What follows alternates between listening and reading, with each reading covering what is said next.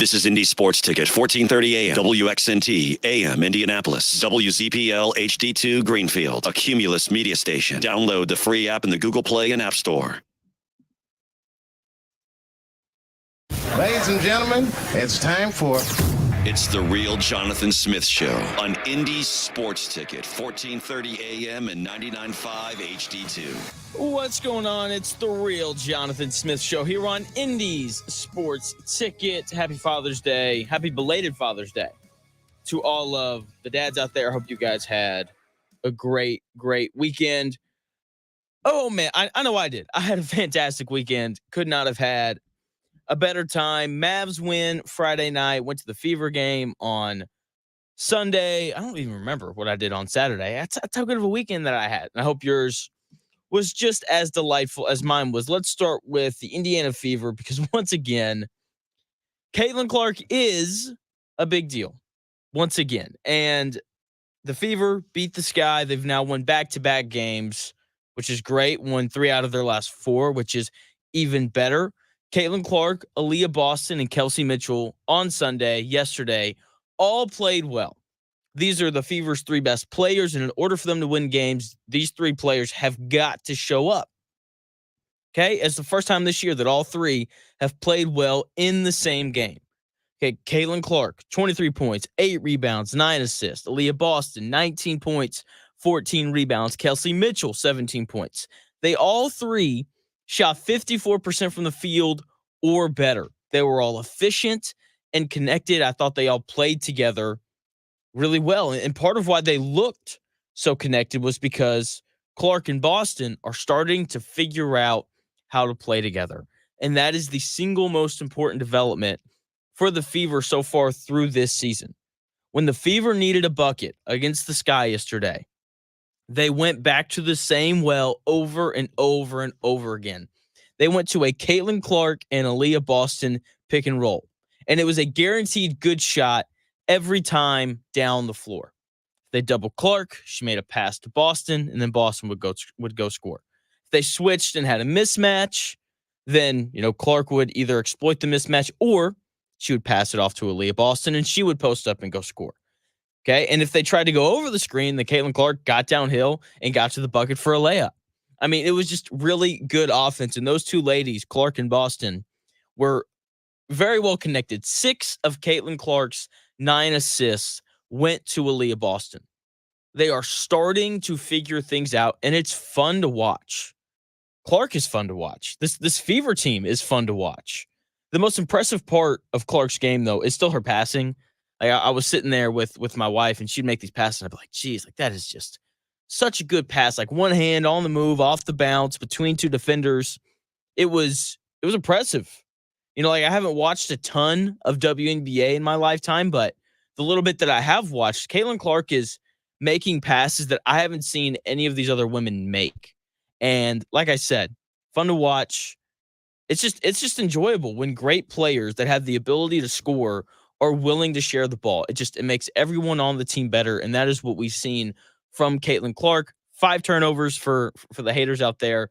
That number still has to come down, but she played well yesterday. And the more I watch the Fever, we are a quarter of the way through the season. The more I watch them, the more I'm like, this team reminds me so much of the Indiana Pacers. There's a lot of young talent. There's plenty of offensive firepower. Okay, everyone put on the floor for the Fever can score in some way. Everybody on the floor can shoot, but there just isn't a lot of defense. That's kind of the issue. The Fever are 8th in the WNBA in points per game, 8th in offensive rating, and 4th in 3-point percentage. A lot of offense coming from behind the 3-point line. Does that remind you of another professional basketball team here in Indianapolis? And yes, I know that offensively they're 8th in points per game and offensive rating out of 12 teams, but they aren't far away from the teams that are like in the top 3. Like this is a good offensive team. This is a young team that's very capable of putting the ball in the bucket. The issue is defense. They are last in defensive rating, and they are last in points per game allowed. The defense for the Indiana Fever has not been very good. Does that sound like another professional basketball team here in Indianapolis? I don't know. Like they're getting there offensively. They are there offensively. I think their offense is beautiful, but defensively, it is a work in progress. With that being said, it's well documented on this radio station that the Fever have played a tough schedule to start the season. And as they've kind of moved into this lighter part of the schedule, we're going to see these number for the Fever improve. Just because they're not playing, the Aces or the Liberty or the Sun. They are. In fact, the Fever are now 5-4 this season when they don't play the New York Liberty or the Connecticut Sun, the top two teams in the WNBA. And if the playoffs started today, a little over a quarter of the way through the season, the Fever would be in the playoffs. Okay, I have talked about the importance of the Fever winning games to maintain the interest in Caitlin Clark and the WNBA. And they are starting to do that. They are now 2-1 in this important 9-game stretch. Their only loss coming to the best team in the WNBA as of today, the Connecticut Sun. That's a game that they're supposed to lose. As they continue through this easier stretch of their schedule, where they aren't playing one of the 4 best teams in the league every single night, their record and numbers should improve, and that's what we've seen happen. Okay, like it's obvious when the Fever don't play the Liberty or the Sun, once again, the 2 best teams in the WNBA, it's evident that they're a good team. They just aren't one of the 2 best teams in the league, which is fine. Lynn Dunn, this very radio station, came on and said that their goal this year was to make the playoffs. More specifically, she said that they were expecting their team to compete for the 8 seed. And that's what they're doing. Like, I don't think you can ask for much more from a young team that's being led by a rookie and a second-year player. Okay, and they're also doing this in sold-out stadiums every night. I was there on Sunday, and almost every seat was filled once again in Cambridge yesterday. I mean, the nosebleeds were completely full.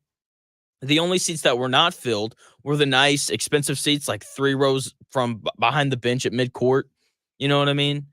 Like, people want to see Caitlin Clark play, and that's not going anywhere, clearly. Yesterday was my first time seeing her play live, and I would undoubtedly go again. She's a great player, fun to watch, engaging. I had an absolute blast.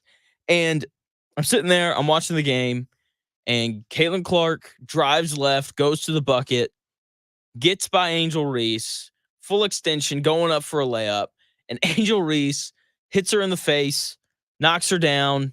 They call a flagrant foul, and as soon as it happened, I was like, geez. It's like, I'm going to get on Twitter later, and people are going to be going absolutely nuts about this. The reaction this is going to get on Twitter is going to be crazy, even though it wasn't that big of a deal. Angel Reese was clearly making a play for the ball. Like, obviously. And she hit her in the head. Happens. This happens in the NBA. This happens in college basketball, men's and women's, all the time. But because there's drama between Caitlin Clark and Angel Reese, this has to be a big deal. Angel Reese didn't like the flagrant call on Clark because after the game she said it was incidental. But here's the thing, like, incidental flagrant fouls happen all the time. Like, that is a thing. And the fact that it was incidental is why it was a flagrant 1 and not a flagrant 2. Okay, like, in order for it to be, like, it was clearly incidental. I didn't think there was any malicious intent behind, knocking Caitlin Clark in the head. Okay, there was no malicious intent. I thought Reese was clearly making a play on the ball. Can we please move on from this? And I know that the answer to that question is no, because after the game, Angel Reese went to the podium, and instead of just saying, it was an accident, I didn't mean to do it, she just had to open her mouth and say this. For inside, I think we were playing really hard. I think we went up really strong a lot of times, and we didn't get a lot of calls. And going back and looking at the film, I've seen a lot of calls that weren't made. I guess some people got a special whistle, but I guess some people got a special whistle. Oh my gosh. It's like, just come on now. Like, why do we have to do this? Seriously, like, look, I am not a fan of Angel Reese. I think that's documented. I think people know that. Okay. I don't like what she said there, but being at the game, I did not think that the game was called very well. I thought that the refs had a kinder whistle towards the Fever, but that's what happens when you go on the road. Home cooking is a real thing. Okay, it is not uncommon for the home team to receive a better whistle. That is what happens, especially when there's 17,000 people there yelling at the referees. I think we oftentimes forget that referees are human, okay? Like they are. If they weren't, then I don't think baseball fans would be clamoring for umpires to be replaced with robot umpires. Seriously. And there are factors that impact these very human referees, like there being 17,000 people there screaming and yelling at them all the time. Okay, players wouldn't complain to referees if they didn't think that it would have an impact in their favor. Okay, I think the only player, men's or women's hoops, that complaining to the refs has a negative impact is Luka Doncic because he does it too much.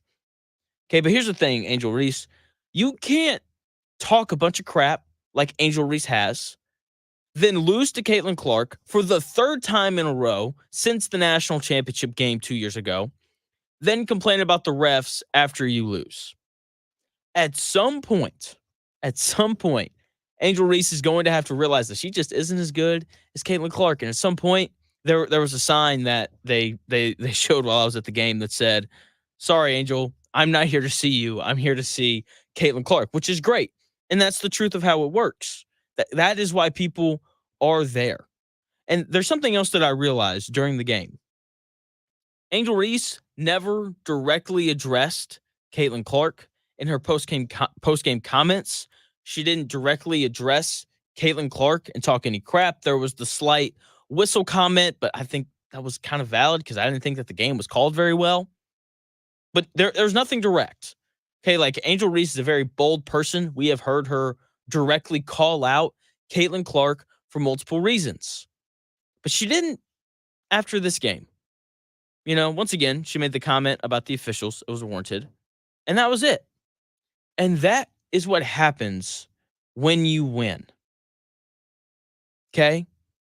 That's what happens. For all the people out there complaining about how Caitlin Clark has been treated by other players, both on and off the court, the answer for this to stop is pretty clear. Caitlin Clark just has to win. And that's part of why these players are upset. And I would say rightfully so. Before Caitlin Clark played a minute in the WNBA, before she stepped into the league, people crowned her. They're like, she's going to be great. And all these other players are like, oh, hold up now. She hasn't done anything yet. Okay, like I think that's an okay reason to be upset. Now, it's not an okay reason to, talk crap and push her and hip check her and do those things. But once again, I think it is a fair reason to be upset. And when Caitlin Clark goes out on the floor and she plays the way that she did last night, then it becomes difficult for current or former players to say anything negative about her. Other nights, though, when she struggles and she only scores, 7 points and has like 8 turnovers and all that, then it becomes very easy for these current and former players to critique her and talk crap. Also, I've seen more people after the Angel Reese foul that wasn't that big of a deal. I've seen more people calling for the Fever once again to go out and get an enforcer. They don't need one. This isn't the 80s. This isn't the 90s. You don't need an enforcer anymore.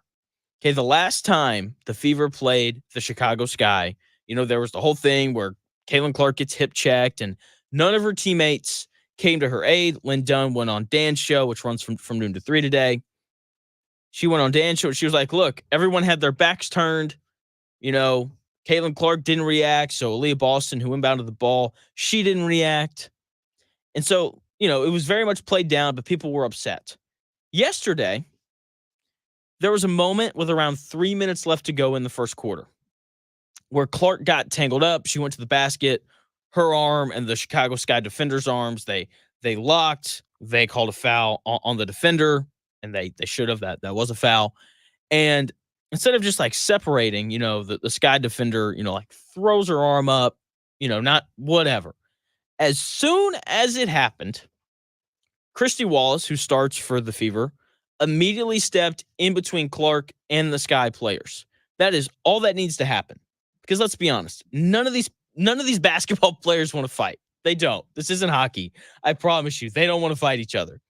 That is all that the Fever need their players to do. And I think that it will going forward. And contrary to what others think, I think that Caitlin Clark's teammates actually like her. Kelsey Mitchell, number 2 overall pick, 3 years ago now, was asked after the game what it's like playing in front of these sold-out crowds, and here was her response. I blame Caitlin. But I think it's a really great opportunity for us to kind of like present, who we are as a team. And I think that the work that the class that came in, draft class that came in, did a really good job of like putting ourselves on the pedestal to be known, to be seen. And I think that we can utilize that and tie that in with the game. And I think that for us, it's obviously a really good thing to see all these people here, but we try to keep the main thing. But I will be honest and say this, the most people I've seen consecutively. So I'm excited about where it's going. Shout out to Caitlin. So that was Kelsey Mitchell, Caitlin Clark's teammate, after the game being asked about playing in front of these huge crowds. And she opens with this joke, kind of pokes Clark in the ribs a little bit. Not in a mean way, but in a nice way. People don't do that to people that they don't like. It's just that doesn't happen. Okay, Kelsey Mitchell would not have made that fun-loving joke if she did not like Caitlin Clark. Okay, this team is starting to come together on the court and off. Like, it takes a while for rookies to kind of be accepted into the fold. Like, it's just like it takes a while to fit in. It does. And this Fever team is starting to come together on the floor and off the floor, and they're winning because of it. Speaking of winning, Dallas dominated in Game 4 Friday night. Game 5 is tonight. I'm going to get into that game when we come back here in about 4 minutes and what needs to happen for a 3-0 comeback to be completed.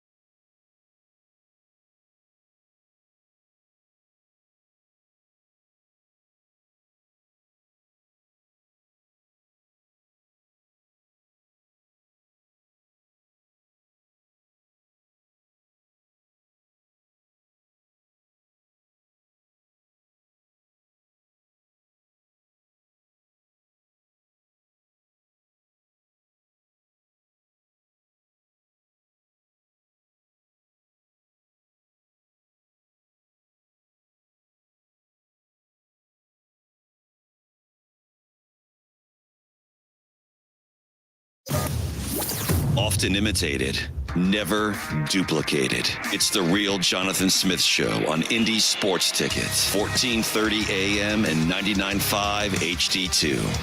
What's going on? The real Jonathan Smith Show here on Indy's Sports Ticket. Fever winning yesterday, back-to-back wins, won 3 of their last 4. Starting to look better. Just wrapped up talking about them. Moving on, staying in the world of basketball, but moving into the NBA Finals, Game 5 tonight. Boston up 3-1 after getting absolutely dominated in Game 4. The Mavericks didn't roll over. I thought they would.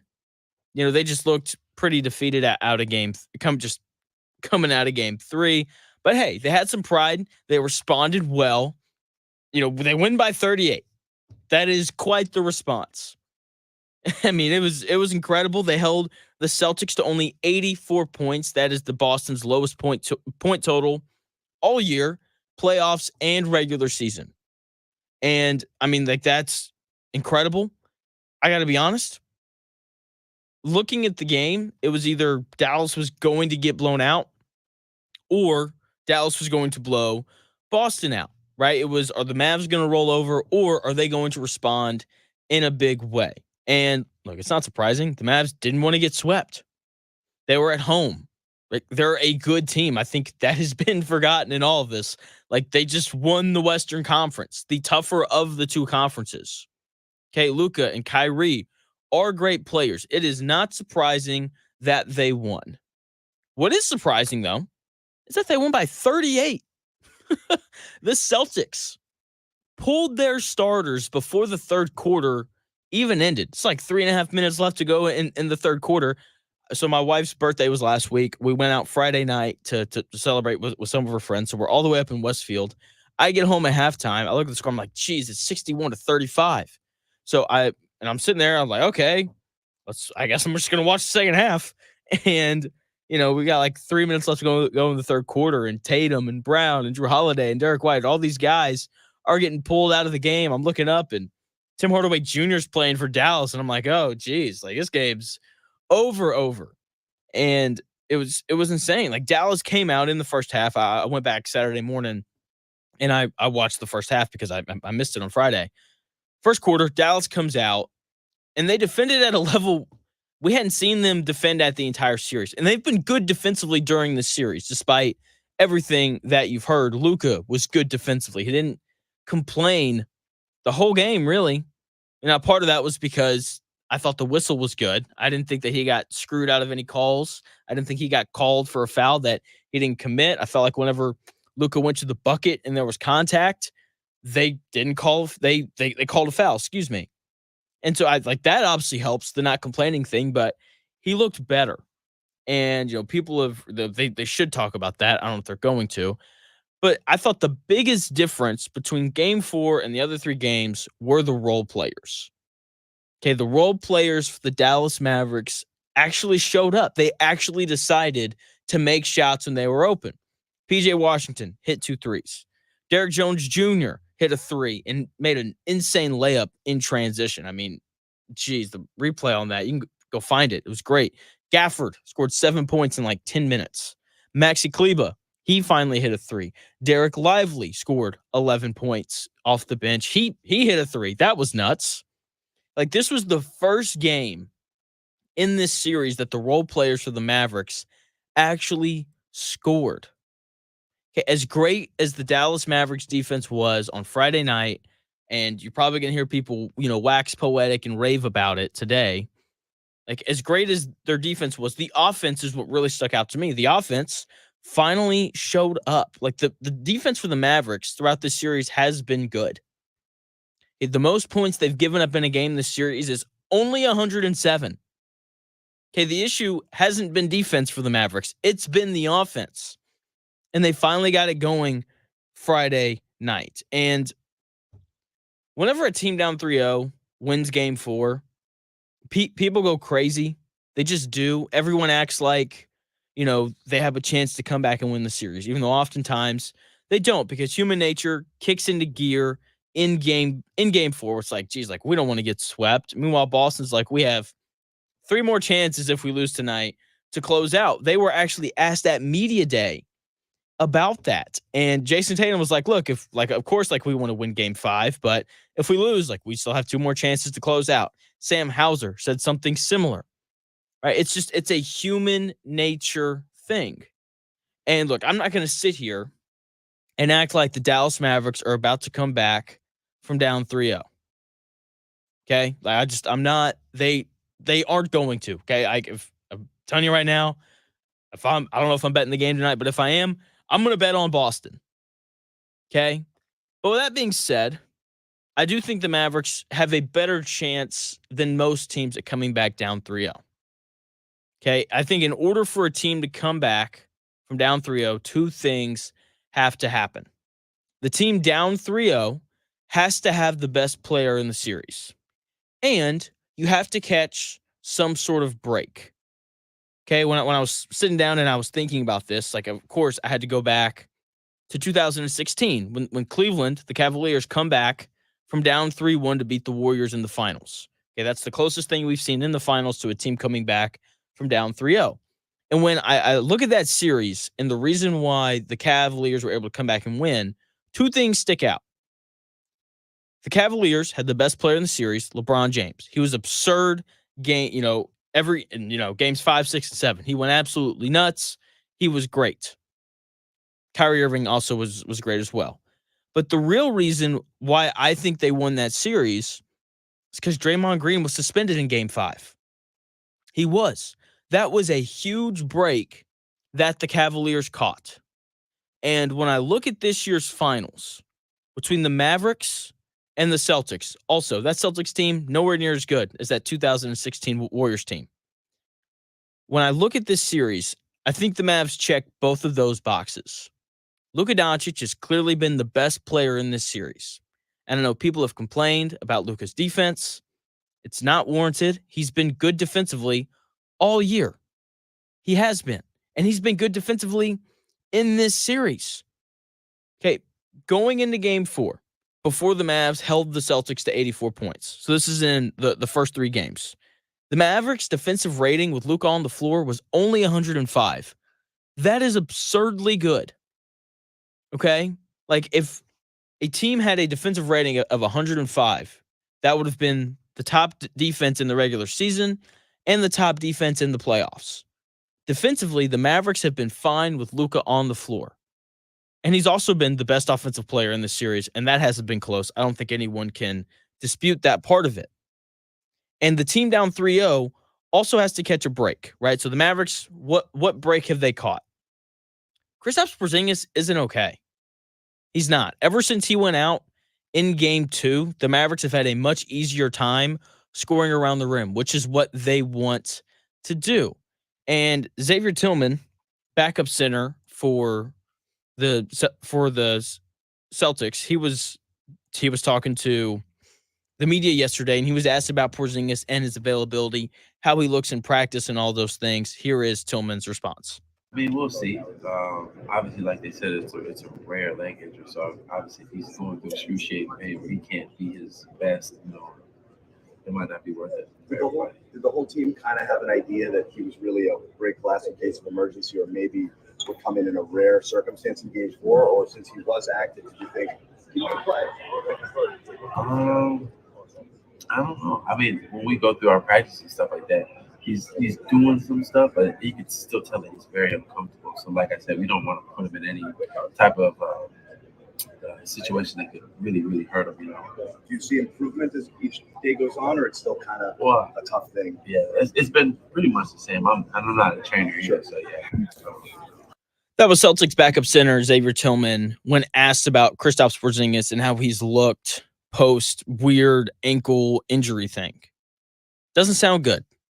He hasn't looked like himself at practice. If he can injure himself further, it might not be worth him playing. Doesn't sound good. But he is listed as questionable tonight. Maybe Xavier Tillman's just blowing smoke. Maybe the Celtics just listed him as questionable, so the Mavericks have to think about him. That's all very possible. But if Kristaps Porzingis is legitimately hurt, the comeback for Dallas, while still slim, I want to emphasize that. I'm not picking the Mavericks to come back from down 3-0. Once again, I like the Celtics to win tonight. But if Porzingis is hurt and he can't return in this series, a comeback for Dallas seems way more realistic. Ever since Porzingis went down with the weird ankle injury in game 2, the Mavericks have gotten almost whatever they've wanted at the rim. And Derek Lively's athleticism has really overwhelmed Al Horford. And the Mavericks seem to have figured some things out in game 4. They made some adjustments. Things appear to have clicked. Right, in game 4, they finally made some of these kick out threes. That was, I think, the biggest difference. And going into tonight, I'm interested to see if the Mavs continue to do that. And I'm interested to see what adjustments they keep and what adjustments they go away from, because they made some adjustments Friday night in game 4 that really helped. And I thought that the biggest thing that they did, and the largest reason why they won in the manner that they did, is they went all defense. In spots where Jason Kidd would usually play Jaden Hardy or Tim Hardaway Jr., he went to Dante Exum instead, who I like more offensively than either one of those other two guys, and he's a better defender. It's like, well, Jonathan, why do you like him more offensively than Hardaway Jr. or Jaden Hardy? Because Dante Exum can actually dribble the ball. He can handle the ball, takes pressure off Luka and Kyrie to have to create everything. And obviously, he's a much better defender. And if he can knock down open threes like he's done in very limited playing time in this series, then he can have an impact going forward. Okay, Maxi Kleba, Josh Green also played more.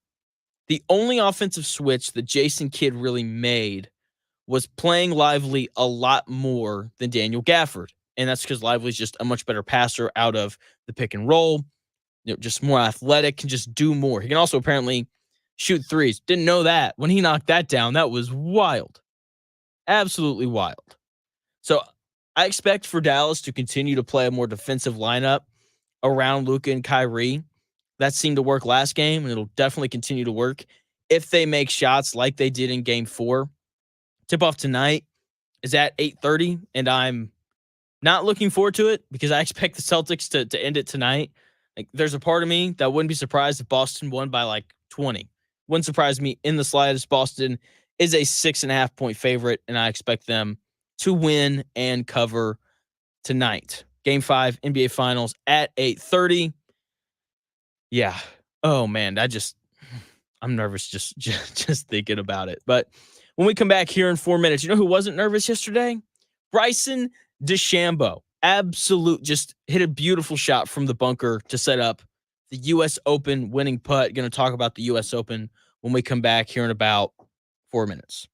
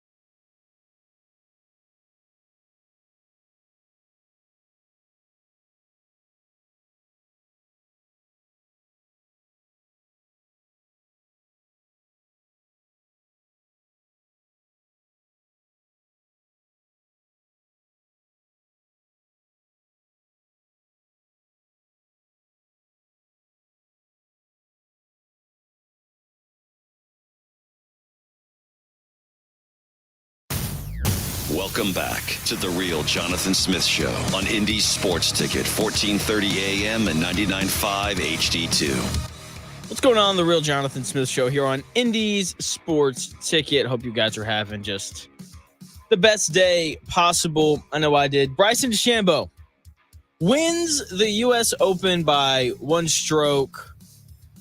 McIlroy choking down the stretch, missing a little four-foot putt. I mean, just rough day to be McIlroy. He got out of there in just an absolute hurry, like sped off apparently as soon as DeChambeau hit what was the clinching putt. I mean, just incredible.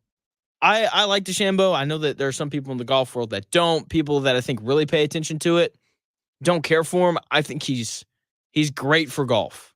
I do. He's interesting to me. Like I saw this whole thing where he talked about like soaking golf balls in Epsom salt, and mentally I'm like, okay, I get why they call this guy the mad scientist, because I mean he's awesome, and I'm glad that he won it. McIlroy coming in second, losing by one stroke. I think my favorite thing about the U.S. Open and my favorite thing about Pinehurst, there were only 8 golfers that shot under par, which is how it should be at the majors. It was fun watching these professional golfers struggle through a tough golf course. Like watching Scotty Scheffler shoot over par all 4 rounds was great. I really enjoyed it. And DeChambeau did not struggle, though. And, you know, a lot of people are going to point to McIlroy choking, which is fair. Not going to dispute that. But can we also just acknowledge that just the absolutely insane bunker shot that DeChambeau hit to set up his beautiful, just the shot that he hit from the bunker. I'm sitting there, I'm just like, geez, man, like I could never do that. There's not a world where I could practice enough to hit that 55-yard bunker shot that DeChambeau hit that put him, 4 feet away from the pin. And then he steps up and he knocks in this short putt to win his second U.S. Open. Another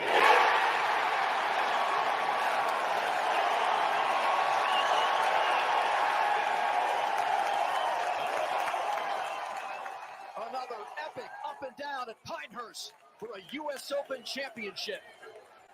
Bryson DeChambeau now has 2. The second at number 2. DeChambeau. I'm glad for him. I like the guy. I'm glad he won. Once again, I like DeChambeau. I mean, just that shot from the bunker. Stepping up when, because like there's so much pressure on that shot. And, like if he doesn't put it to 4 feet the way that he did, probably have a playoff. Knowing how tough those greens are at Pinehurst as well, maybe, he 3 putts and then McIlroy wins his first major in over a decade. I mean, just an incredible shot. Once again, congrats to DeChambeau. I like him. I know that there's some golf purists out there that don't. I think he's fun.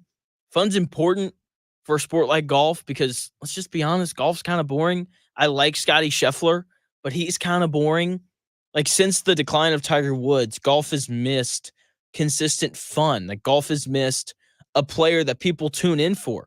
And DeChambeau provides that because he hits the ball further than anyone, and he's got a lot of emotion. Like he hits the putt, and he's, fist bumping and just going crazy. And he's awesome, and I hope he continues to compete for majors, because if he does, I will be tuned in the entire way when he's competing for majors on Sundays. I will be. There's no doubt in my mind. I think he's that much fun to watch. Something else that's been going on that hasn't gotten nearly as much play, and something that I have mentioned from time to time here on the show, is the College World Series. It's awesome.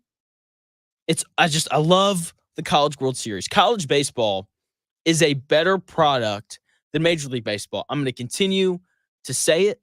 The dudes playing college baseball right now are incredibly good. I mean, Tennessee's bringing guys out of the bullpen that are throwing like 95, 96 miles an hour.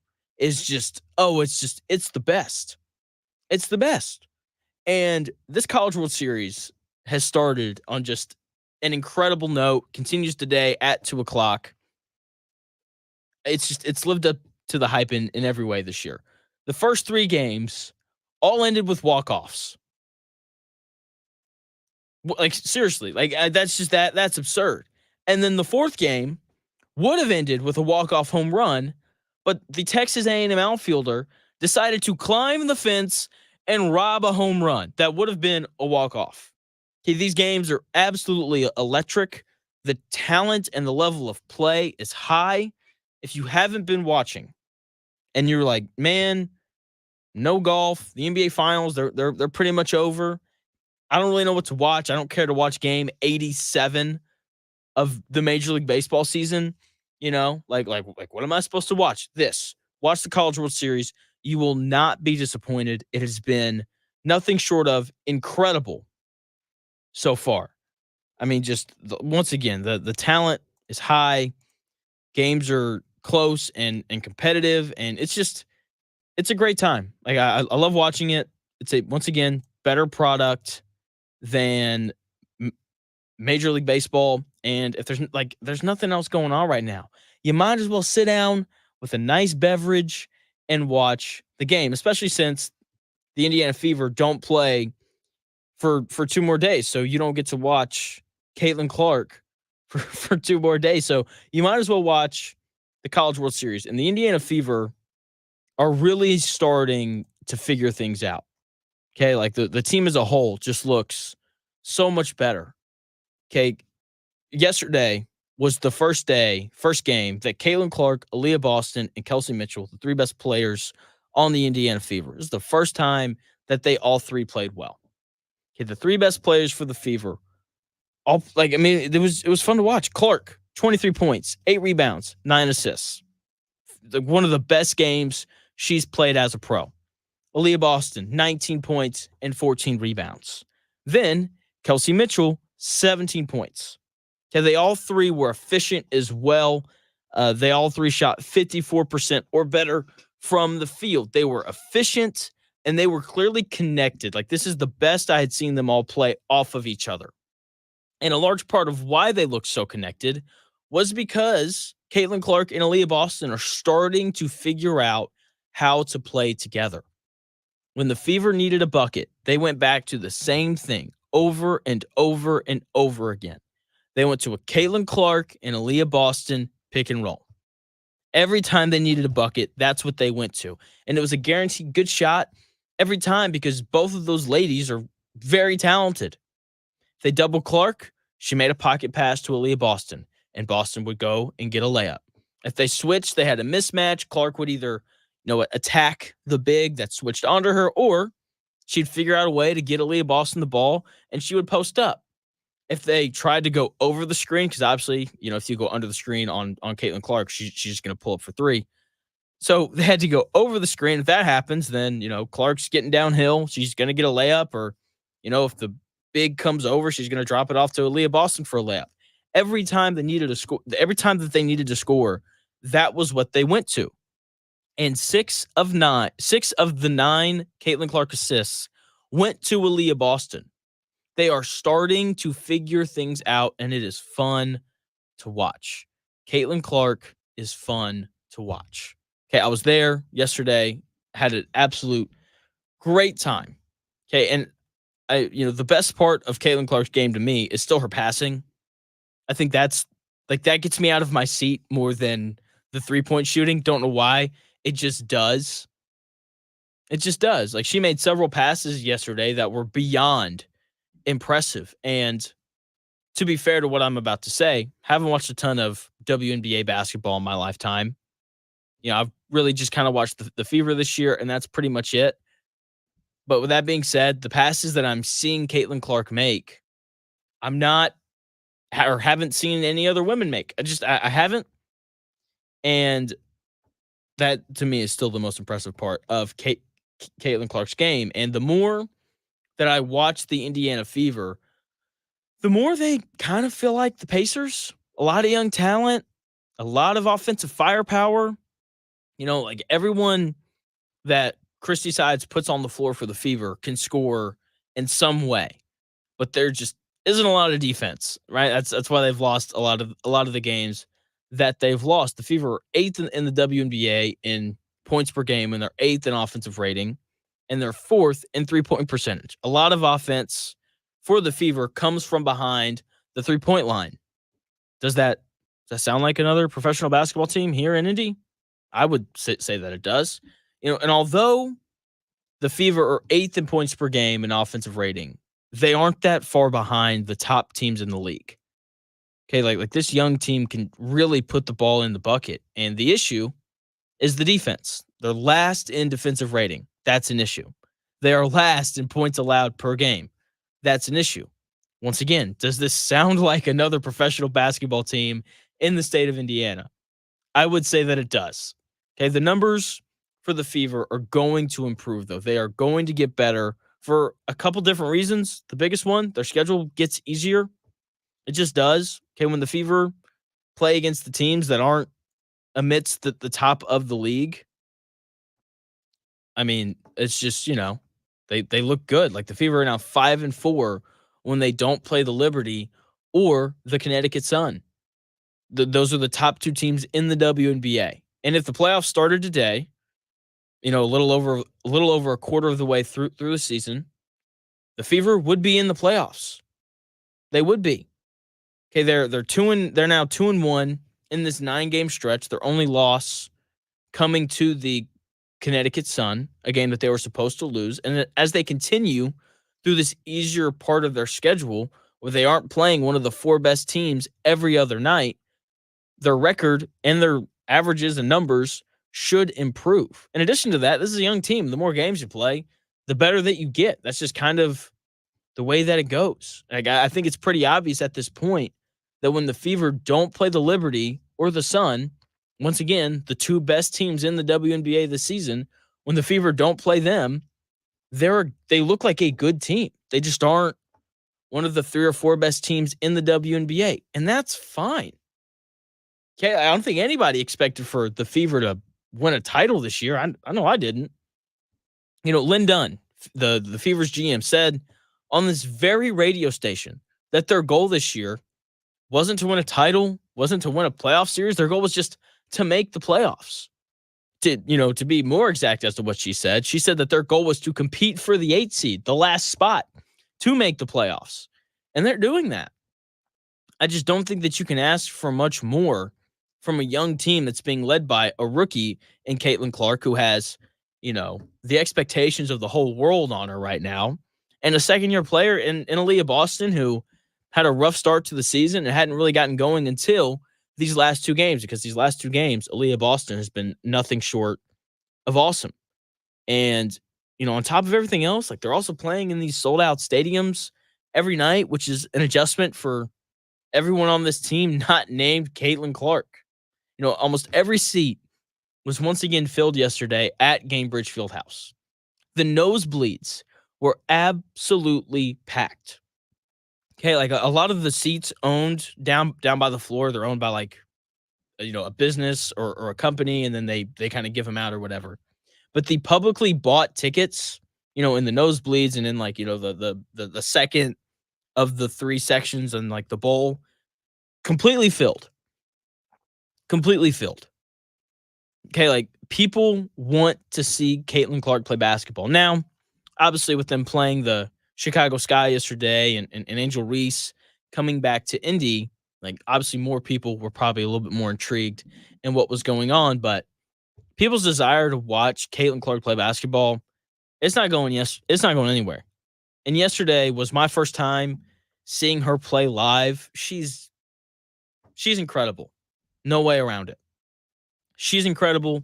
DeChambeau winning his 2nd U.S. Open yesterday was incredible. The shot he made from the bunker was incredible. The McElroy choke was not a surprise, but still incredible. I still can't believe that he opened the door for DeChambeau, and then DeChambeau obviously follows up by hitting 2 one incredible shot from the bunker, and then he taps in. He didn't tap in.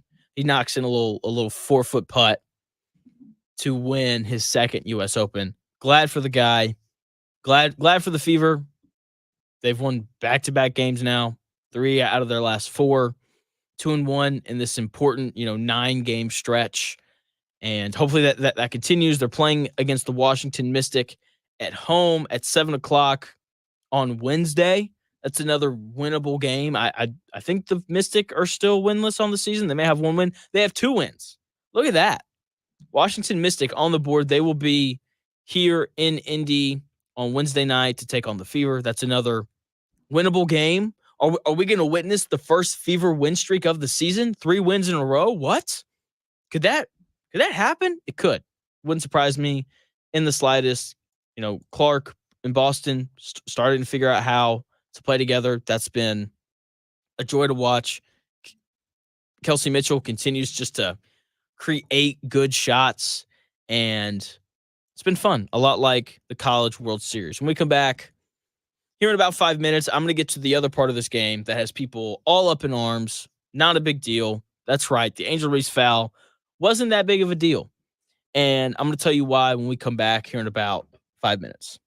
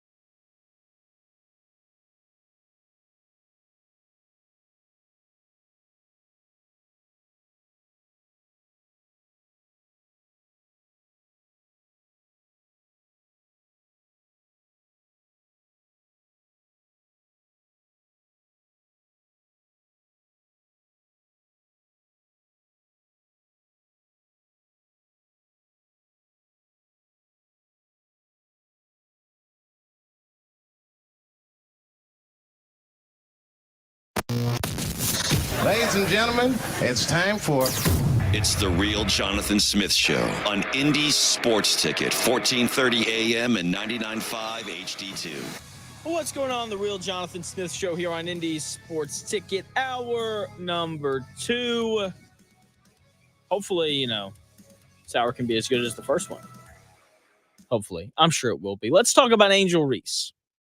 I was at the game yesterday, had a great time with my wife. We're hanging out, we're watching the game, and I'm like, hey, this is good basketball. This is great. And Caitlin Clark goes by her defender, drives left, gets by Angel Reese, goes up for a layup, fully extended, and gets knocked in the face. Just gets absolutely crushed by Angel Reese. The replay happens. Everybody starts to boo. People are going crazy. My wife's sitting there. She's like, Jonathan, geez, why are, that's terrible. I'm like, I know. That's why they're going to the monitor. They're going to upgrade it to a flagrant, probably a flagrant 1. And as soon as it was upgraded, no. But as soon as the foul happened, I knew this was going to be a big deal on Twitter because there are a bunch of keyboard warriors on there who don't watch the games. They just get on Twitter afterwards and they see the clip and then they're like, oh my gosh, she must have done it on purpose. Angel Reese was clearly making a play on the ball. Okay, that was a basketball play, right? And she hit her on the head. Okay, plays like that happen all the time in the NBA and nobody reacts to it. Everyone's like, that's just what happens when you drive to the rim in a competitive game. Happens all the time in college basketball and nobody complains about it. We say, that's what happens when you drive to the rim in a competitive game.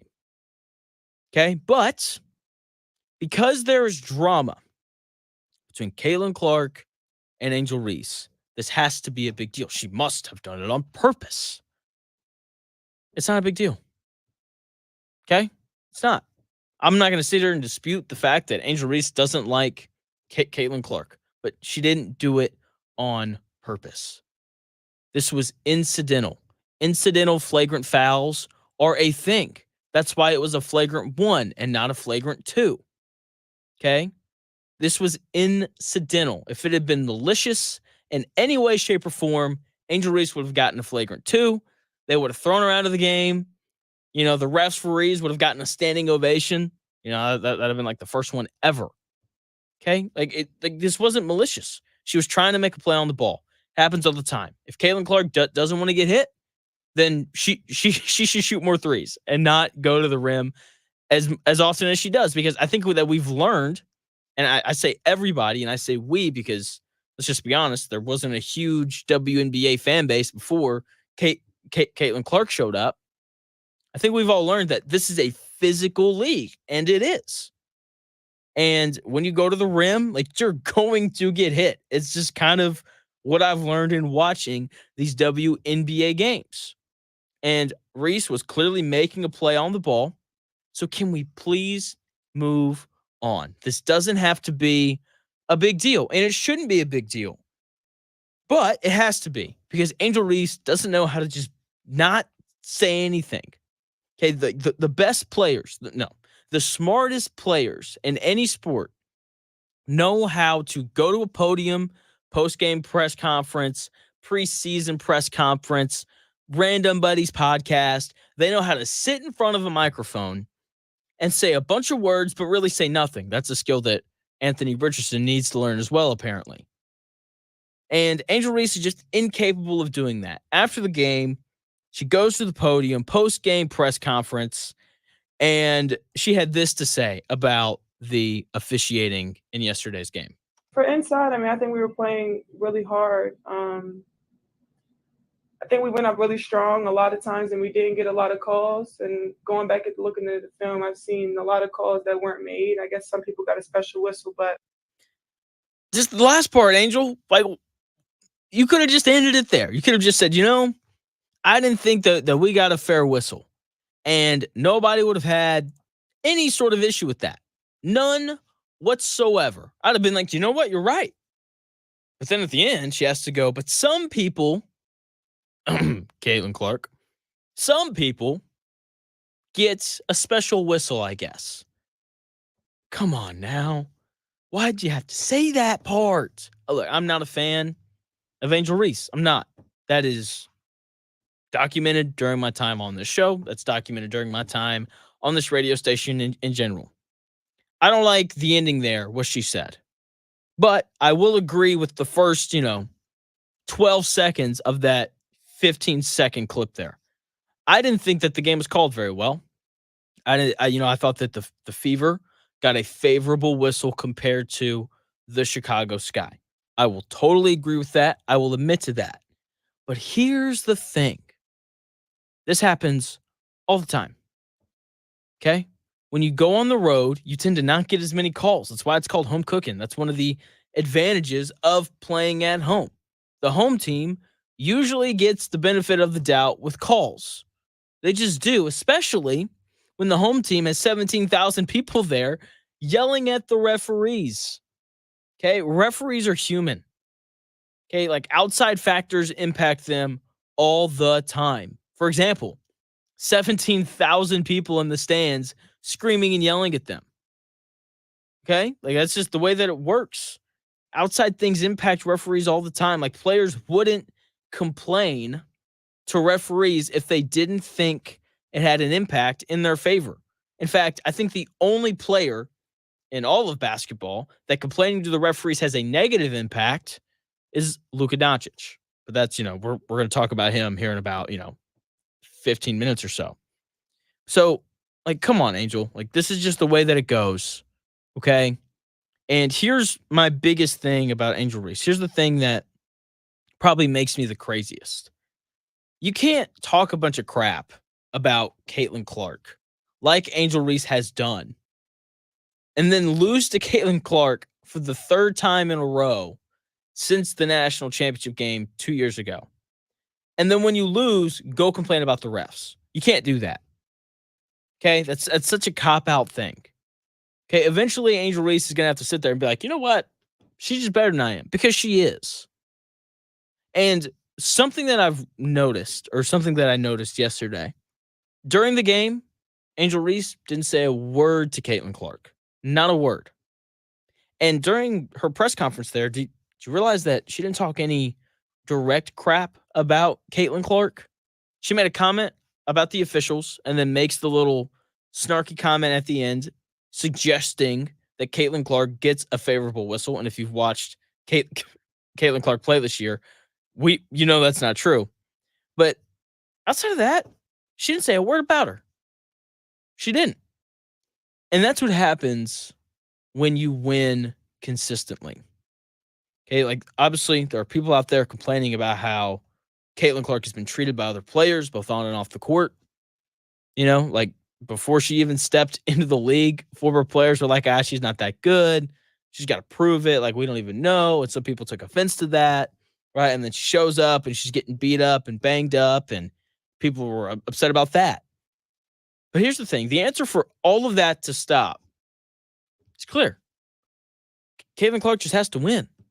She just has to play well and win, which are two things that she's very capable of. She's won and played well at every level that she's played at up until this point. And even now, like it's pretty obvious that there are flashes of greatness from Caitlin Clark. Like we saw it yesterday, 23 points, 9 assists, 8 rebounds. I mean, like it's obvious that she's going to be one of the best players in the league at some point. With that being said, though, part of why these players, before Caitlin Clark showed up, part of why they were upset was because the media crowned her before she even stepped into the league.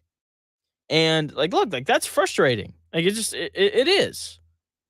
Right? Like imagine you're at your job and this new hotshot out of, Harvard, Yale, whatever. They show up and they are immediately hired above you. And it's like, what? Like they don't have any experience. They haven't done anything in the real world yet. Like they haven't done anything professionally yet. They were just great in college. They're like, but they were so great in college that it doesn't matter. Like that would be frustrating. That is what has happened to these WNBA players. And so because of that, they pushed back. They're like, oh, she's not that good. We're going to foul her. We're going to give her some welcome to the league moments. And it's hard to continue to do that when Caitlin Clark plays well and wins. It just is. But on nights when she struggles, which has happened some this year, it is very easy to critique Clark and talk crap. It's not hard. It's not. And, after, the Angel Reese foul yesterday, I've seen more people calling for the Fever to go out and get an enforcer. They don't need one. They don't. The last time they played the Sky, obviously, Clark gets hip checked. None of her teammates come to her aid. People freak out. And, after the Angel Reese foul, we're getting some of that same talk. And I don't think they need an enforcer. Like, this isn't the 80s or 90s of the NBA. Like, you don't need that. And I would also say that yesterday during the game, there was a moment with about 3 minutes left in the first quarter where Caitlin Clark drives to the rim. Her defender locks up her off arm, and they blow a whistle, call a foul on the Chicago Sky player, and the Chicago Sky player throws her arm out at Caitlin Clark just to separate. But she did it in a pretty aggressive manner. And as soon as it happened, Christy Wallace, starting small forward for the Fever, immediately stepped in between Caitlin Clark and the Chicago Sky player. And that is all that needs to happen. Okay, the outside world just needs to know that Caitlin Clark's teammates care about her. That's all that we need to know, because look, this is WNBA. This isn't, this isn't the UFC. This isn't some boxing league. None of these players want to fight. I promise you. None of them want to fight. All right? The Fever just need players to be willing to step in between Clark and the opponent when things like that happen. And I think that they will going forward. Because I think that, contrary to what other people that have watched the Fever think, I think that Caitlin Clark's teammates actually like her. Just listen to this Kelsey Mitchell clip after the Fever win yesterday. She was asked about playing in front of large crowds. I blame Caitlin. But I think it's a really great opportunity for us to kind of present, who we are as a team. And I think that the work that the class that came in, draft class that came in, did a really good job of putting ourselves on the pedestal to be known, to be seen. And I think that we can utilize that and tie that in with the game. And I think that for us, it's obviously a really good thing to see all these people here, but we try to keep the main thing. But I will be honest and say this, the most people I've seen consecutively. So I'm excited about where it's going. That was Kelsey Mitchell talking about playing in front of sellout crowds alongside Caitlin Clark. And she opens her response with this joke where she's like, I blame Caitlin. Kind of funny. I guess I didn't think it was, laugh out loud funny, but it's like, okay. She gets it. She understands what's going on and the value that Caitlin Clark is bringing not only to the Fever, but also to the league in general. But that's not the point of this. The point of this is she doesn't make that joke if she didn't like Caitlin Clark. It wouldn't have happened. Okay, nobody pokes fun at or playfully mentions someone that they don't like. It doesn't happen. It doesn't. And I appreciate that from Kelsey Mitchell. I think it's light proof of the fact that Caitlin Clark's Fever teammates like her. Okay, they do. This team starting to come together on the floor and off of it. They've won 3 out of their last 4 games. The season ended today. They'd be in the playoffs. They're 5-4 when they don't play one of the 2 best teams in the league. They have a chance to win their 3rd game in a row on Wednesday at home when they play the Washington Mystics. This team is heading in the right direction. And look, teams that don't like the best player on their team don't win games. Doesn't happen. It does not happen. So this team likes her. They don't need an enforcer. And the flagrant foul on Angel Reese, not that big of a deal. A complete and total basketball play. If Caitlin Clark doesn't want to get hit like that, don't drive to the rim. It's pretty simple. And if you don't want to lose money tonight, I would bet the Boston Celtics to win Game 5 and to wrap up the NBA Finals. Talking Game 5 and a little bit of Game 4 when we come back here in about 4 minutes.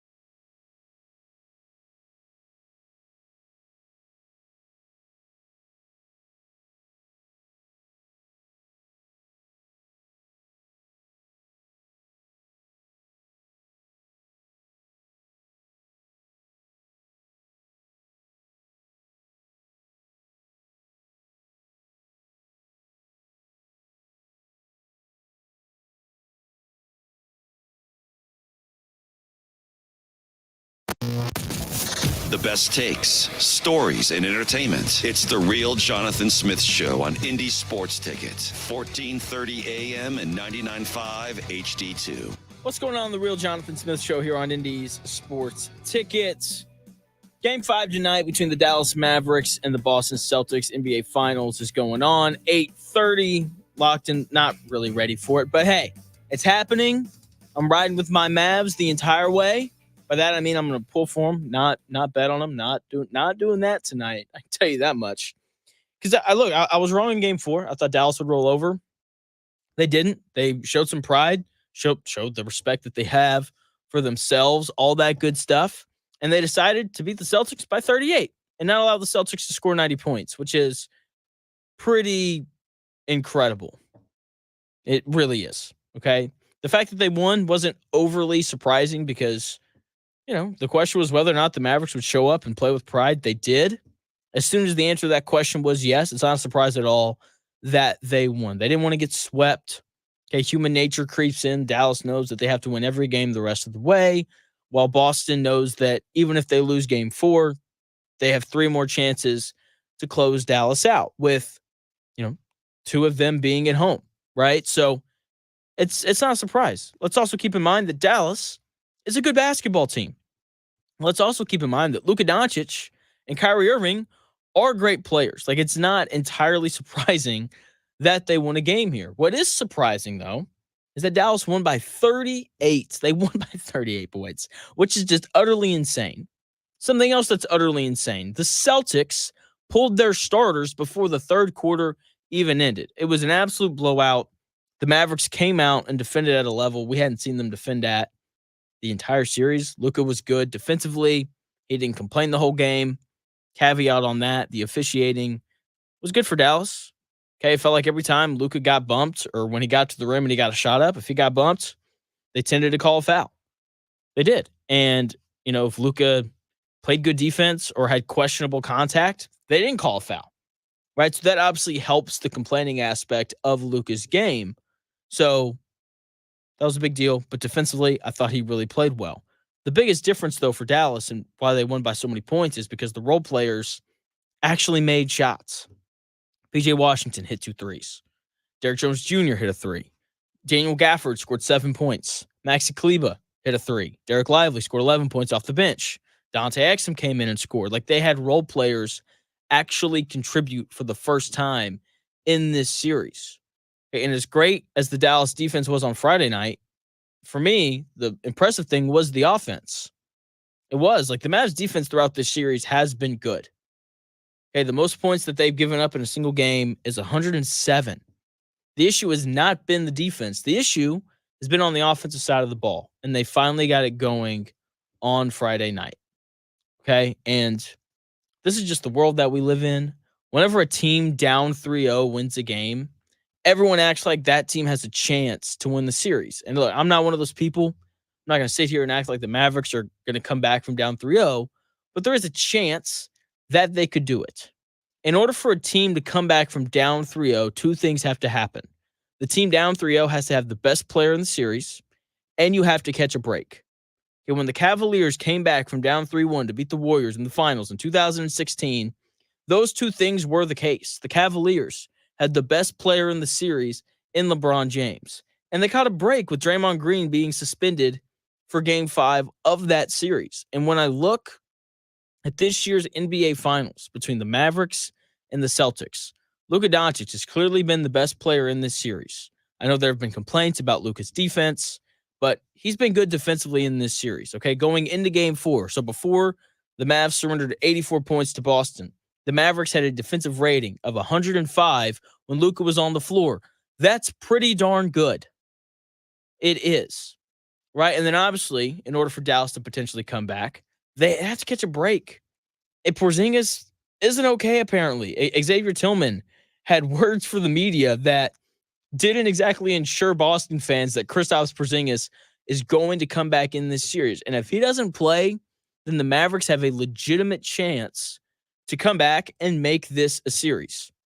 Here is Celtics backup center Xavier Tillman talking about Kristaps Porzingis' injury and the potential of him coming back at some point during this series. I mean, we'll see. Obviously, like they said, it's a rare leg injury. So obviously, if he's going through excruciating pain where he can't be his best, it might not be worth it. Did the whole team kind of have an idea that he was really a break glass in case of emergency, or maybe would come in a rare circumstance in Game 4? Or since he was active, did you think he might play? I don't know. I mean, when we go through our practice and stuff like that, he's doing some stuff, but you can still tell that he's very uncomfortable. So, like I said, we don't want to put him in any type of situation that could really, really hurt him. Do you see improvement as each day goes on, or it's still kind of a tough thing? Yeah, it's been pretty much the same. I'm not a trainer either, so yeah. That was Xavier Tillman, backup center for the Celtics, a guy who's been seeing a steady number of minutes since that Porzingis injury in Game 2. That was him talking about Kristaps Porzingis. Is he going to come back? Are we going to see him again in this series? What's kind of the game plan going forward for Porzingis? And based out of everything that Xavier Tillman just said, things do not exactly sound great for Boston in terms of Kristaps Porzingis coming back. And I think it's pretty obvious from what we saw in the first 1.5 games of the series before Porzingis came back that Boston just goes to an entirely new level when he plays and when he is available. And look, he's listed as questionable tonight. I think there's, there's a possibility that Xavier Tillman was just blowing smoke. I think there's also a possibility that the Celtics put him down as questionable so that the Mavs would be slightly concerned with whether or not he's going to play. Either way, if Kristaps Porzingis does not play and he is legitimately hurt and he cannot come back for the rest of the series, the Mavericks, while still slim, have a chance to come back and make this a series. I'm not saying that they're going to win it. I'm just saying that they could win tonight. Like if Kristaps Porzingis doesn't play tonight, it just becomes way more intriguing. And I think the buttholes of Boston Celtics fans everywhere clench up just a little bit more. Because if you've watched every minute of the series like I have, ever since Kristaps Porzingis went out in Game 2, the Dallas Mavericks offense has been so much easier. They've gotten downhill to the rim so much easier. And, Derek Lively has really kind of dominated Al Horford just because he's so much more athletic, right? That's why he's seen more minutes in these past couple games compared to Daniel Gafford. But the other part of this is when Xavier Tillman enters the game, there has to be this sigh of relief and this excitement for the Dallas Mavericks. Because when you look across the floor, when Porzingis is on the floor and Xavier Tillman isn't getting any minutes, like you look at the guys that Boston's playing, and there's not a bad defender anywhere. There's not a bad offensive player anywhere on top of that. And when we watched the Mavericks play the Thunder, the Mavericks played their best defense when Josh Giddey was on the floor because they didn't have to worry about him. And we've seen a similar trend here. The Mavericks are playing their best defense when Xavier Tillman's on the floor because they don't have to worry about him. And they're playing their best offense when Xavier Tillman's on the floor because they put him in pick and roll, they switch him onto Luka or Kyrie Irving, and they go at him. Right? This is a big deal. The Celtics not having Kristaps Porzingis. And, in Game 4, I think, we saw more than just Dallas capitalizing off the idea that Porzingis wasn't in the game. In Game 4, they finally made some kick-out threes. I think that was the biggest difference from all the other games. And going into tonight, I'm interested to see what the Mavericks do because they made some adjustments in Game 4. And it's going to be interesting to see which ones they stick with. Do they deviate from it? Because, Boston's going to come back with some adjustments of their own. The biggest adjustment that the Mavericks made in Game 4, though, is they went all defense all the time. Jonathan, what do you mean by that? In spots where Jason Kidd would oftentimes opt to put in Jaden Hardy or Tim Hardaway Jr. off the bench to provide a little bit of extra offensive kick. Instead of going to one of those two guys, Jason Kidd instead opted to play Dante Exum, which I loved. I think Dante Exum, he had a good year this year for the Mavericks, his first year back in the NBA, former number 5 overall pick to the Jazz, couldn't shoot the ball, ends up out of the league, goes over to Europe, learns how to shoot. Now he's back. And Exum is just a much better defender than Jaden Hardy and Tim Hardaway Jr. He can also really handle the ball. He came into the NBA as a point guard. Okay, so he can handle the ball. He can create off the bounce. He's a good passer. He's just a more diverse player. He's not as lethal offensively as Jaden Hardy or Tim Hardaway Jr., but like if he's open for three, he's more than capable of knocking it down. In the limited playing time he's seen in the playoffs and in the finals, like we've seen him knock down those open threes. And when we look at the other just rotation adjustments that Jason Kidd made, Maxi Kleba played a lot more in game 4. Defended Jaylen Brown a lot and gave him some struggles because he's 6'9" and he's pretty quick laterally and he's strong. Like he gave, Jaylen Brown some issues. Josh Green also played more. Another big, physical, athletic guy who can knock down open threes, but he's really on the floor to play defense and rebound because he's a great rebounder, even though he's only like 6'7" or whatever he is. The only offensive rotational switch that Jason Kidd made was playing Derek Lively more minutes than Daniel Gafford. Usually he splits the minutes in half, 24 for Gafford and 24 for Lively. He hasn't done that these past couple games. It's been a heavier dose of Derek Lively playing closer to 30 minutes while Gafford's playing closer to like 10 to 12, right? And, part of that is because Lively's he's a better offensive player. He finishes above the rim just like Gafford does. He blocks shots just like Gafford does, but he's a better passer out of the pick and roll. And apparently Derek Lively can also shoot threes. Like the clip of him knocking down the first three of his NBA career is pretty incredible. It really is. And so he's going to continue to get the bulk of those center minutes. And, I expect for Dallas to roll with these more defensive lineups going forward around Luka and Kyrie, especially the Dante Exum minutes, because it's just a huge benefit for them to have a third ball handler on the floor. It just gives Luka and Kyrie a bit of a break. Okay, it does, because the Celtics have done a great job of attacking those guys when they are on offense and making Luka defend and making Kyrie Irving play defense. And so having that extra ball handler to just bring the ball up the floor is really nice for Dallas. So I expect for Exum to continue to get those minutes. I expect for Maxi Kleba and Josh Green to continue to play a little bit more. Like those adjustments seemed to work last game. And, it's definitely going to continue to work if those guys continue to make shots like they did in game 4. Tip for tonight's game is at 8:30. Can't wait. I'll be honest. I'm not looking forward to it. I really expect for the Celtics to win tonight and to end it. Boston's, they're going to get ready to put up banner number 18. They're favored by 6.5 points tonight. Wouldn't be surprised in the slightest if they cover. Don't know if I'm going to bet the game tonight yet. Probably not, just because I don't want to bet against my Mavericks. But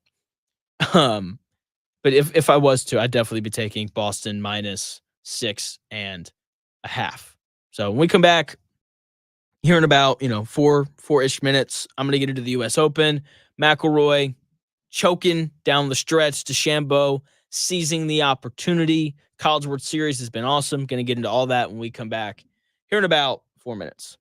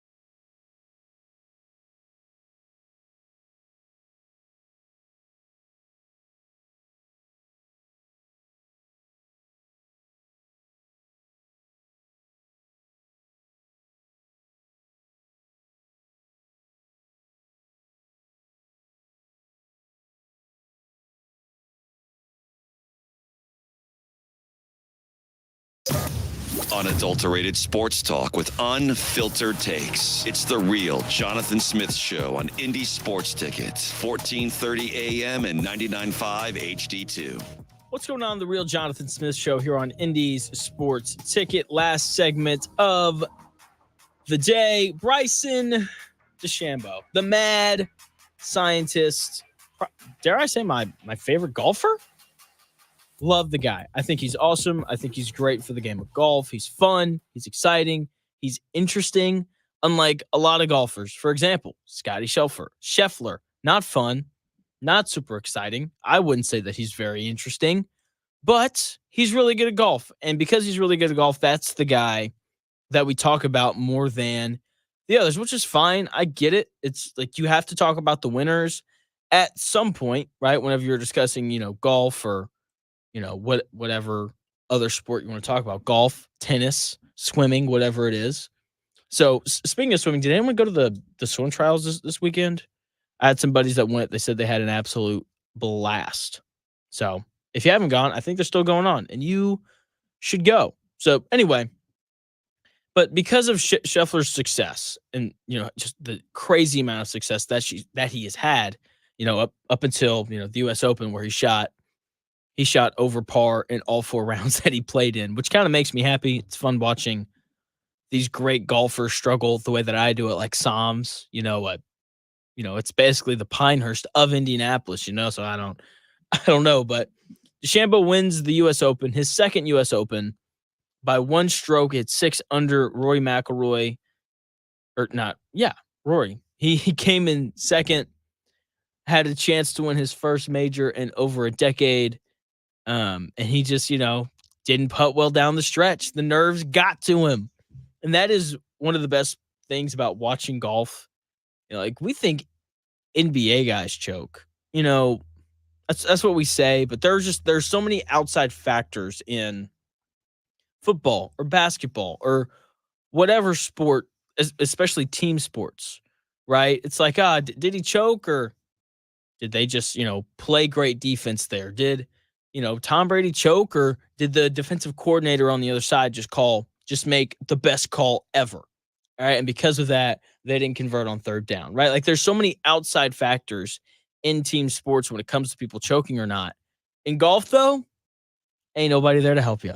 Nobody's there to take the blame if you mess up. And so, sometimes we get to see people crumble under the pressure, like we did yesterday. McIlroy got to putt the ball better.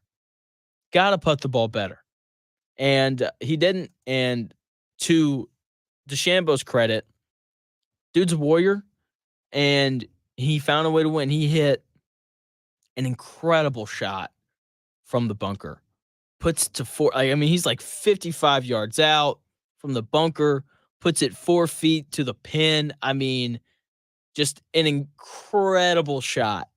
And then he steps up after already having missed like a 3-foot putt earlier on the day, his first 3-putt of I think his only 3-putt of his 4th round yesterday. He steps up, knocks in this 4-foot putt to win what was his second U.S. Open.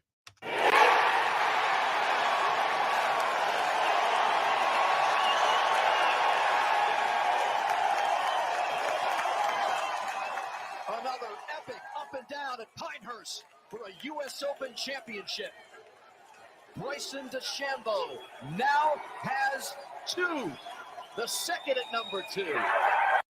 The mad scientist wins his second U.S. Open yesterday. Once again, I'm glad for the guy.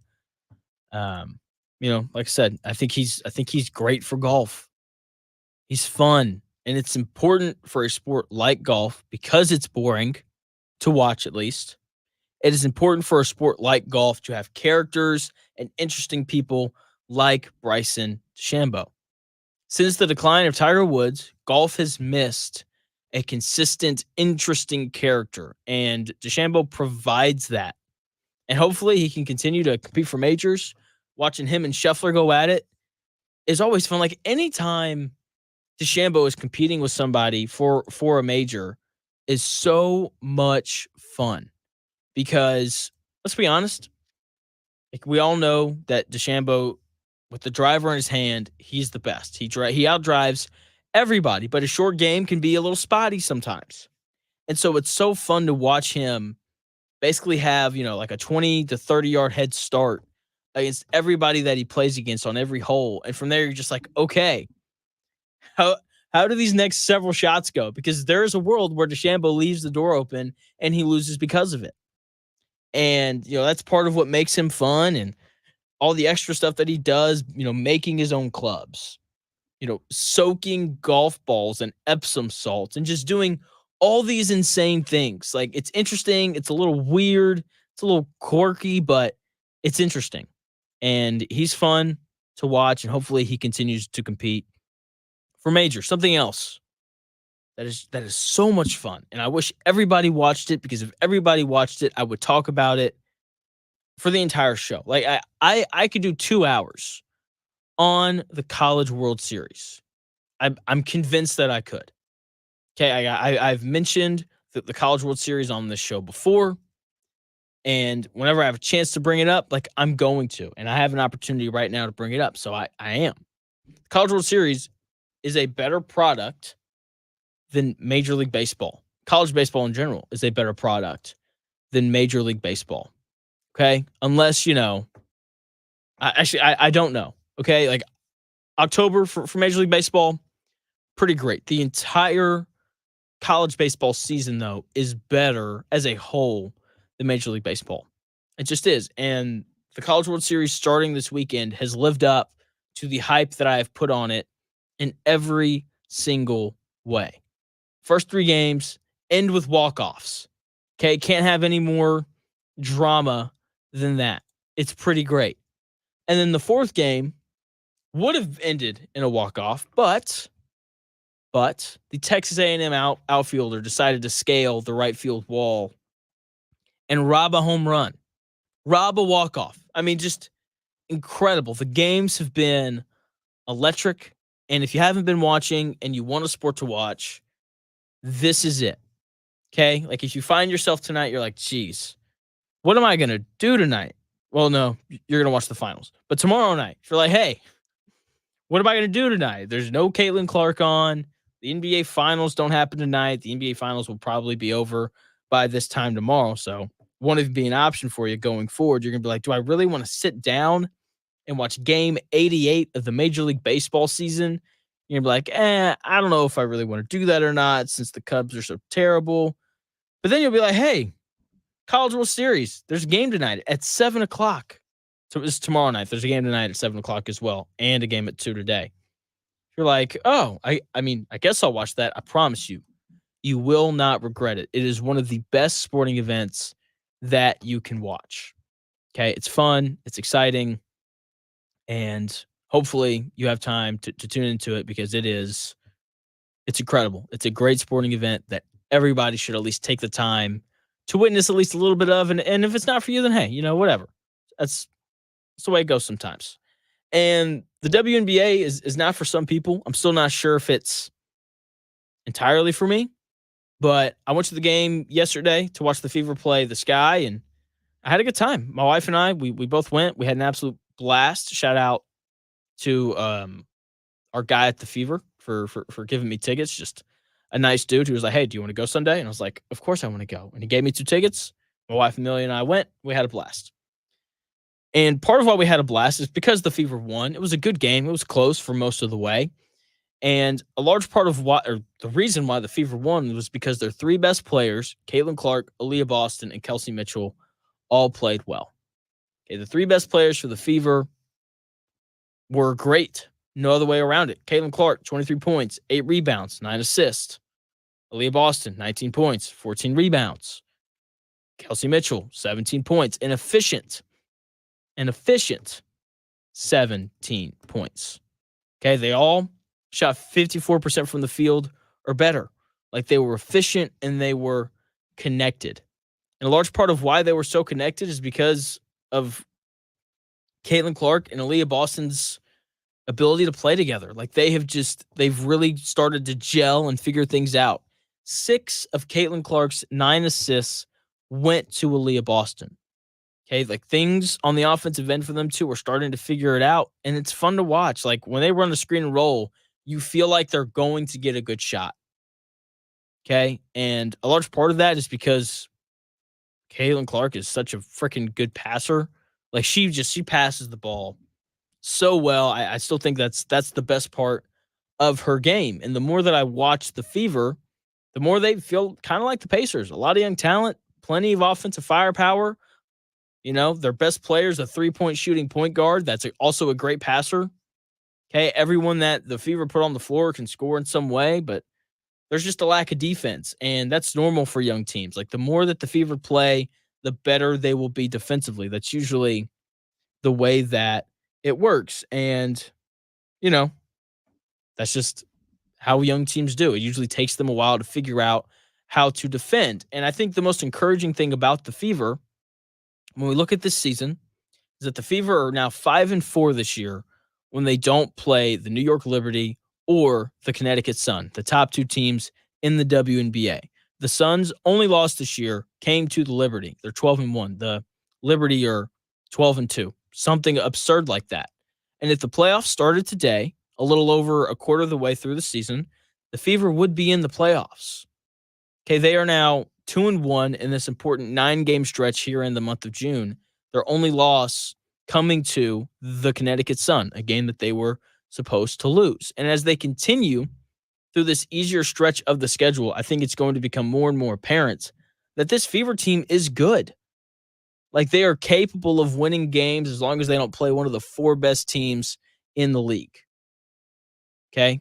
And that's fine. Like Lynn Dunn came on the air on this very radio station and said that their goal was to compete for the 8 seed and make the playoffs. That is what they're doing. And you can't ask for much more from a young team that's being led by a rookie and a second-year player. Like that's hard to do. And they're doing it. They're competing. They're winning games that they should win. And they're losing games that they should lose. It happens sometimes. But the biggest story from yesterday's Fever game was Angel Reese slapping Caitlin Clark in the head. I was there. As soon as it happened, I was like, geez, I'm going to get on Twitter after this game. And this is all that people are going to be talking about. And sure enough, I was right, even though it's not a big deal. The Angel Reese foul yesterday was not a big deal. She was making a play for the ball. She hit her in the head. It happens. It does. Okay, like we see plays like that happen in the NBA all the time. We see plays like that happen in college basketball all the time. And nobody says a word. We sit around and we're like, hey, it's basketball. You went to the rim, you got fouled. That's the way that it goes. But because there is drama between Caitlin Clark and Angel Reese, we have to make a big deal out of it, even though it's not a big deal. Okay, Angel Reese doesn't like Caitlin Clark. Okay, she doesn't. It's fine. Whatever. That's the way it goes. I don't think she was intentionally trying to hurt Caitlin Clark on this play. It was an incidental foul. Flagrant fouls can be incidental. If there was any sort of malicious intent behind what Angel Reese did, if she'd done anything truly dangerous to Caitlin Clark, they would have assessed Angel Reese a flagrant 2, and she would have been tossed out, and then that would have been it. But they gave her a flagrant 1 because it was still a basketball play. Okay? There was no malicious intent. Reese was clearly making a play on the ball. Can we please move on from this and talk about how good Caitlin Clark was, because she scored 23 points, had 9 assists, and 8 rebounds? Can we talk about how good Aaliyah Boston was? 19 points, 14 rebounds. Can we talk about how the Fever have now won 3 out of their last 4? That is so much more interesting and so much more fun to talk about than Angel Reese hitting Caitlin Clark in the head on a basketball play. Come on now. It's like, look, like I'm not a fan of Angel Reese, but after the game, she went to the podium and made a comment about the officials, which is cool. That's fine. People do it all the time. But at the end, she had to make this dig at Caitlin Clark saying that she gets a special whistle. And that's just made things worse. And the other thing is, like, the comment was kind of warranted. Okay, like I didn't think the game was called very well. I thought that the refs had a kinder whistle towards the Fever than they did the the sky. But that's what happens when you're the home team. And John M. chiming in here on the YouTube chat. Head over to YouTube, subscribe to Indy's Sports Ticket. I said earlier that Clark is a better passer than a shooter.